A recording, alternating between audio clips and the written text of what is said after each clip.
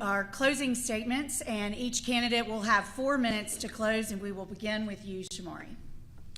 Well, thank you again to the Montgomery Chamber. Thank you to the Renaissance Hotel for hosting us, the staff here, and all of you here in attendance.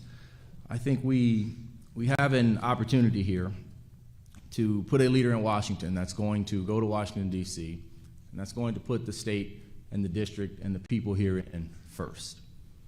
I think it's been pretty clear on this stage who views things through a partisan first lens and who views things through a solutions-oriented lens. I'm not going to, I don't have to go to Washington to learn how to be a Democrat. I don't need that education. I'm a Democrat because I believe in certain things. I believe in the power and necessity of supporting the least of these.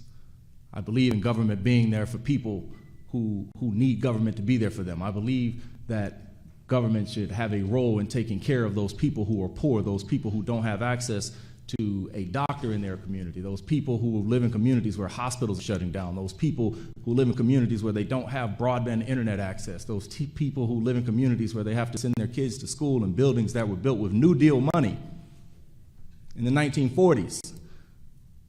I believe that government should be there for those people. I believe that government has to be there for those communities, like Shorter, Alabama, that don't have the tax base to support the type of incentives that are necessary to be able to recruit in the types of companies that we want to provide those jobs of the future. I believe that we have an obligation to have representation in Washington, D.C. that will do that, that will go to Washington and fight for those infrastructure investments. I was down in Greenville, Alabama, met with their mayor. They got to tap into a new water supply source for the city of Greenville within the next 2 decades.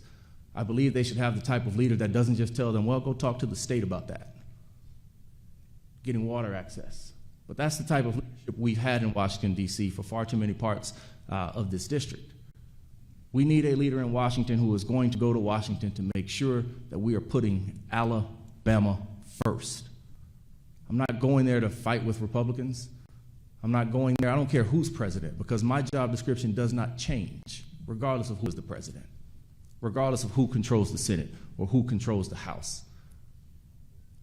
Because the healthcare challenges we face down here, they will still be here, whether it's a Republican-owned Senate or a Democratic-controlled House. The people that need the investments in their communities to build new roads, to build new bridges, to modernize their school systems, to make sure their hospitals can stay open. Those challenges don't disappear if Hakeem Jeffries is Speaker or if Mike Johnson is Speaker. And so we have to be willing to roll up our sleeves and put somebody in Washington, D.C. that understands that understands that this country was not built by Democrats or Republicans, that understands that our future will not be built that way either, that our future is going to be built by the people who roll up their sleeves, go to work, set aside partisan ideologies, and go to Alabama and go to Washington, D.C. with Alabama top of mind every single day.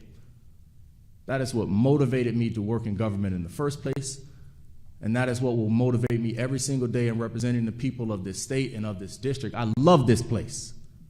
I wouldn't be anywhere other than here, be from anywhere other than here, because I know what we have come through as a state. I know what that history is. You know what that history is.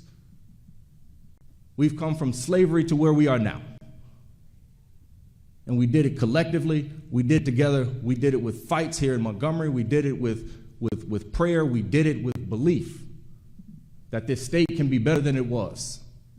And that is the mindset that I take with me. That is what drives me. That is what drove me to federal government in the first place, because I believe in the power of government doing good for people who need it most. And that is the attitude I will take with me as your congressman to Washington, D.C. Thank you. Caroleene. Well, first of all, I want to thank Sharon Rose, Anna Buckaloo, the Chamber, the staff here at the Renaissance. Thank you to the Chamber for all you do to bring opportunity to Montgomery, to shed light on the issues impacting our community. Thank you for your courage in fighting for this city. I want to thank WSFA for covering this event. Growing up in Beatrice, Alabama, I got 3 channels, and we started our day watching WSFA, and it's really special that my family starts our day the same way. I want to thank you, Martha, for moderating, for your years of public service. You are the epitome of a bipartisan stateswoman, of a devoted mother, and of a servant of Christ, and I'm grateful for your leadership and example. And I want to thank all of you here today and all of you watching.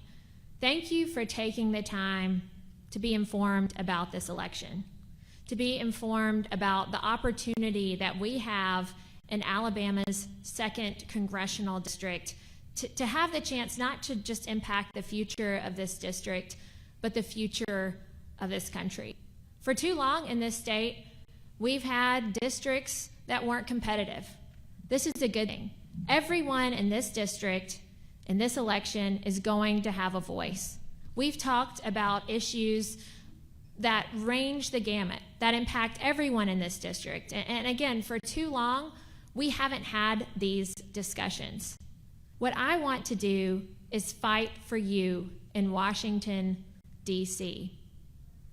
I grew up with the values of stewardship ingrained in me, the idea that we have a responsibility to utilize our resources and our opportunities that God has given us in the best way possible, cultivate those, and leave things better than we found them.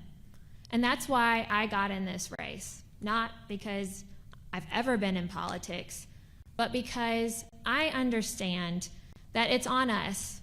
The future of this country is on us, not just our resources and opportunities, not just our strength and security, but the future, the next generation is on us.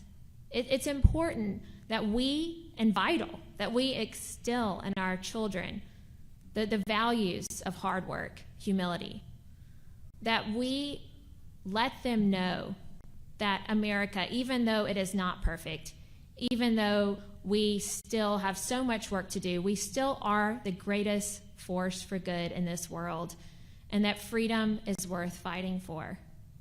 You know, we don't need more Washington insiders, folks who live in Washington, like my opponent, who's kept his house in Washington, because they have politicized issues that should have never been partisan in the first place.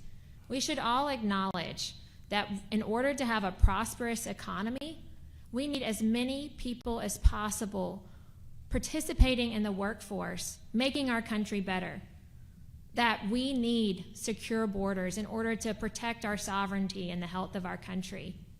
And especially in light of the attack yesterday, that we must resolutely stand up to evil and be strong to ensure peace. Over the course of the past 11 months, it has been my privilege, and I'm grateful to each and every one of you who have allowed me to share time with you. I'm fighting for the folks here in Montgomery, for those watching in Mobile, but also for those of you in Millry and Midway and everywhere in between. Please vote for me on November 5th, and let's together bring about a better future for Alabama.